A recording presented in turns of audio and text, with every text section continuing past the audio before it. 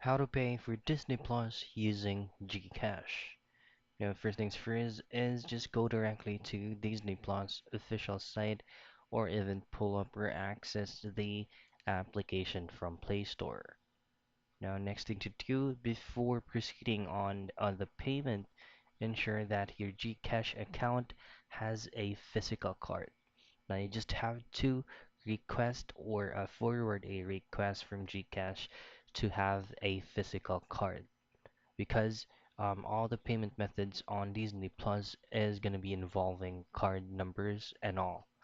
Now, once you're here, just simply click on subscribe now, logged into your account, and these are going to be your pricing. Now, you just have to input your Gcash 14 or maybe 16 digit card number and all, and then that's how you pay for Disney Plus using Gcash.